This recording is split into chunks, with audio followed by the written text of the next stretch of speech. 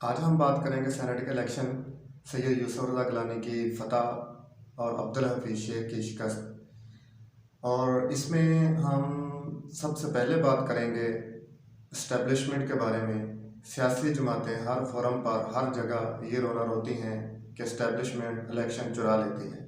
आज इस्टेब्लिशमेंट नहीं थी, अगर इस्टेब्लिशमेंट होती इलेक्शन वो चुराती तो देखते हैं यूसुफ रज़ा गिलानी कैसे जीत जाते और ये कैसे लोग इनको वोट डालते। लेकिन पाकिस्तानी कौम को देखना ये भी है कि वो बंदा जीत गया जिसके इतने वोट नहीं थे।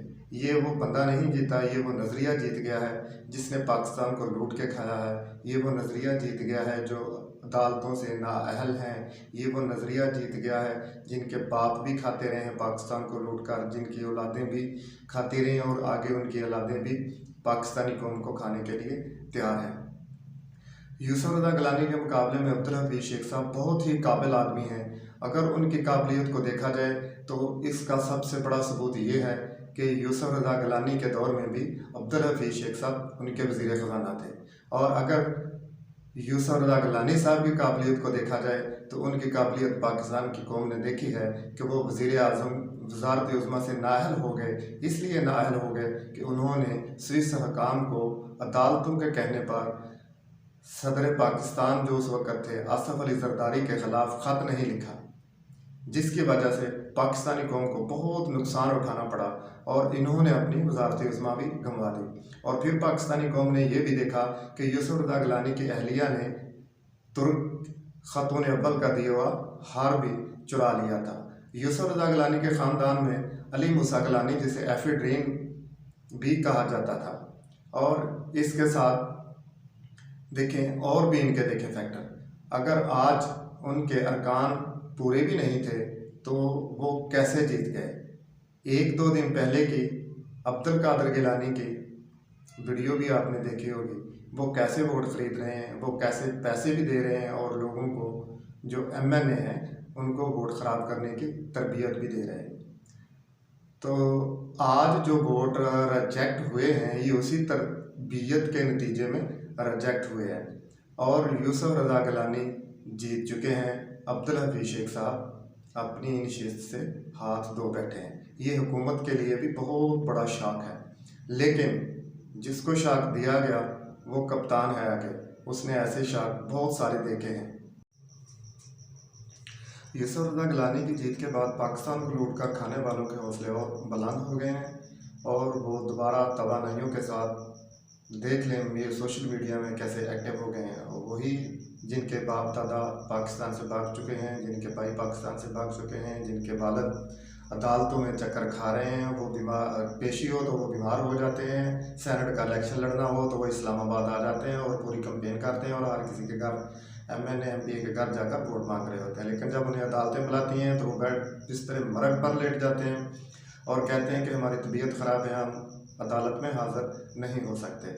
तो आज जमहूरियत की फतह नहीं हुई, जमहूरियत का सर नीचा हुआ है, इसलिए कि वो लोगों का नज़रिया जीता है जो पाकिस्तान को लूट कर खा रहे हैं और पाकिस्तानी अवाम का खून चूस रहे हैं। ये होगा कि पाकिस्तान तहरीक इंसाफ इमरान खान इस अपनी शिकस्त को हज़म कर पाते हैं या दोबारा नए सिरे से नई तवानाइयों के साथ अपोजिशन के साथ PDM के साथ जंग करने के लिए निकलते हैं।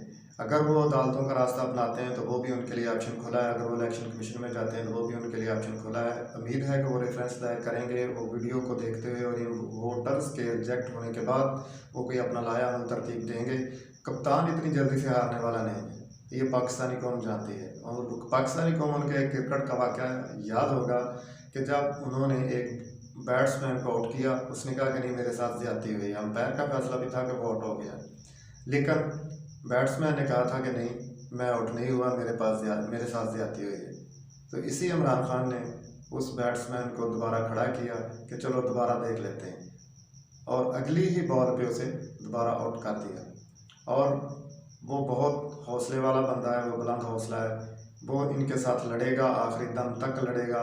अगर वो सुरखरू हो गया तो तब भी पाकिस्तानी कौम देखेगी, अगर वो सुरखरू ना हो सका, वो कहीं ऐसे मुकाम पर पहुंच गया तो वो भी पाकिस्तानी अवाम को बताएगा कि मेरा रास्ता कैसे रोका गया। यही लोग थे जो आपस में बारियां बांट लेते थे, कभी उसकी हुकूमत ख़त्म कभी उसकी हुकूमत ख़त्म। लेकिन आज पाकिस्तानी कौम खुल के देख रही है कि जिस MP या MNA ने वोट किसी और मकसद के लिए, किसी और जमात के लिए, किसी और नज़रिए के लिए हासिल किया था, आज वो वोट किसी और मकसद, किसी और नज़रिए के लिए कास्ट कर दिया गया। तो जो लोग वोट किसी नज़रिए के ऊपर, किसी एक मोटो के ऊपर, जो उनका पार्टीज़ का मैनिफेस्टो होता है, उसके ऊपर वोट लेकर आए और आज उन्होंने अपने वोट दूसरे उम्मीदवार को दे दिए और मुश्तरका उम्मीदवार को वोट दे दिए, तो उन्होंने भी अपने हलके की अवाम के साथ ज़्यादती की है। और ये ज़्यादतियाँ पाकिस्तानी अवाम के साथ होती ही रहती हैं। और इन ज़्यादतियों का रास्ता रोकने के लिए इमरान खान यही कह रहे थे कि सेनेट के इलेक्शन जो हैं वो ओपन बैलेट के तहत होने चाहिए, और ये सारे लोग मिलकर उसी ओपन बैलेट का रास्ता रोक रहे थे और इसी लिए रोक रहे थे कि अगर बैलेट ओपन हुआ तो हम में से कोई भी नहीं जीत सकेगा। और इन्होंने वो रास्ता रोककर, ओपन बैलेट का रास्ता रोककर अपनी फतह का रास्ता क्लियर कर लिया। देखते हैं 1-2 दिन में पाकिस्तान तहरीक इंसाफ हुकूमत इस मरकज़ी सीट पर अपना क्या लायामल तरतीब देती है। लेकिन ये बात मानना पड़ेगी कि इस अपसेट के बाद हुकूमत बिल्कुल अपसेट है और वो बहुत ज़्यादा अपसेट है। तो ये 1-2 दिन में पता चलेगा कि हुकूमत अपना क्या लायामल अपनाती है। अगर आपने हमारा चैनल YouTube गुफ्तगू विद महमूद तसव्वुर सब्सक्राइब नहीं किया तो आप हमारे चैनल को सब्सक्राइब कर लें, ताकि हमारी आने वाली मज़ीद वीडियोज़ आपको मिलती रहें। आप हमारे चैनल को लाइक करें, सब्सक्राइब करें और अपने दोस्तों के साथ